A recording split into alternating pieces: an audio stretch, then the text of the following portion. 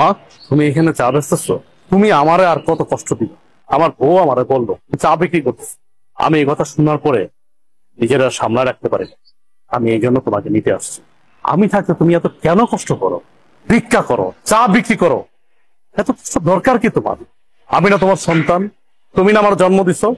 তাহলে এত কষ্ট কেন করো আম্মা? বাবারে, কিছু কিছু কষ্ট সন্তানের ভালোবাসার জন্য করতে হয়। আমি চাই না এই ভালোবাসা। আমি শুধু চাই তুমি আমার পাশে থাকবা, সবসময় আমার পাশে থাকবা। তুমি পিছিয়ে কি করছো না করছো আমি সব ভুলে গেছি। তুমি আমাকে মাফ করে এখন তুমি আমার সাথে চলো, আমার বাসায় থাকবা, চলো। না বাবা, আমি তো তোর আগেই কইছি আমি যাব না। আমি চাই না তোর সংসারে অশান্তি হোক, তোরা ভালো থাক, এটাই আমি চাই। তুমি এটা কেমন কথা বলতেছো?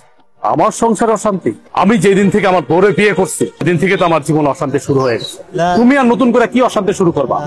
অথচ দেখো, আমার বাড়িতে থাকার কথা তোমার, অথচ তুমি না থেকে আমার শ্বশুর থাকছে।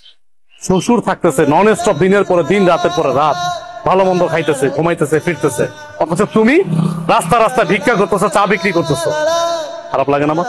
আমার তো খারাপ লাগে। তোমার তো ন্যূনতম কমন সেন্সটুকু আছে, অথচ আমার শ্বশুরের কোনো কমন সেন্স নেই। আমার বোর কাছে আমার শ্বশুরই সব। যাই হোক মা, আমি তোমার এত কথা বলতে পারতেছি না। এখন কোনো কথা আমি শুনবো না তোমার। তোমার এই চার ব্যবসা রাইখা এখন আমার সাথে তুমি চলো। এখন থেকে তুমি এই বাড়িতেই থাকবা। তুমি এত কিছুর পরেও সেই তোমার মাকে বাড়িতে নিয়ে এসছো? আমাকে তোয়াক্কা করে তুমি তোমার মাকে নিয়ে আসছো? তোমাকে কি তোয়াক্কা করবো? কি তোয়াক্কা করবো তোমাকে? আমি এই সংসারটা চালাই, আমি ইনকাম করি। আমি 5 তলায় বসে এসির বাতাস খাবো, আর আমার মা রাস্তা রাস্তা চা বিক্রি করবে, ভিক্ষা করবে, সে গাছের নিচে থাকবে। দেখো, এই সংসারটা আমার, এই সংসারটা আমি মেনটেন করি, তাই আমি যা বলবো তাই হবে। আমি তোমার মাকে নিয়ে থাকবো না এই বাড়িতে।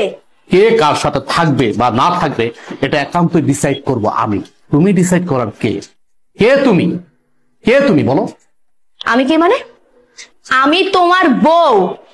এই বাড়িটা আমার, আর এই সংসারটাও আমার। এই সংসারের সব দায়িত্ব আমি পালন করি। তুমি তো তেমন কিছুই করো না। সো আমি এই সংসারে যে ডিসিশন দিব সেটাই ফাইনাল। আর তোমার মা তোমার ছোট ভাইয়ের ঘরে টিকতে পারেনি, আমার ঘরে কেন টিকবে? হ্যাঁ, তোমার কি মনে হয় যে উনি অত ভালো একটা মেয়ের সাথে টিকতে পারলো না, আমার সাথে টিকতে পারবে? কখনোই না। আমি তোমার মাকে নিয়ে এই এক ছাদের নিচে কোনো দিনও থাকবো না। এখনো সময় আছে, তোমার মাকে বের করো। বাহ, এই বাড়ি তোমার, তোমার কথা মতো চলবে। এই বাড়ি আমার, আমি আমার টাকায় কিনেছি, পরিশ্রমের টাকা দিয়ে কিনেছি। আর চাকরিটা করতেছি পরিশ্রম করে, কিন্তু চাকরি করে টাকা উপার্জন করি। হ্যাঁ মানলাম, তোমার বাবা আমাকে চাকরি দিয়েছে, সে অনেক সহযোগিতা করছে, আমি প্রয়োজনে তার টাকা দিয়ে দেব। কিন্তু তুমি কোনো কথা বলবা না আমার মার বিষয়ে। আমি বাইচা থাকতে তোমার মা এই বাড়িতে থাকতে পারবে না, তাহলে তোমার সাথে আমার সংসার টিকবে না। কি হয়েছে মা, এত চিল্লাচিল্লি করছিস কেন? আপনার মেয়ে আমার মাকে এই বাড়ি থেকে বের হয়ে যেতে বলছে। আমার মাকে সে সহ্যই করতে পারতেছে না। আপনি জিজ্ঞেস করেন কেন আমার মাকে সে সহ্য করতে পারতেছে না? আমার মা গরিব, এই জন্য। বাবা দেখো, মহিলার দিকে তাকাও। এই সেই মহিলা যে কিছুক্ষণ আগে আমাদের কাছে চা বিক্রি করেছিল। আর উনি আমাদের কাছ থেকে টাকা কেন নেয়নি জানো? কারণ উনি আমার আদরের শাশুড়ি, আমার এই হাজবেন্ডের একমাত্র মা, ফকিন্নি মা, যার কারণে আমাদের কাছ থেকে টাকাটা তখন নেয়নি সে।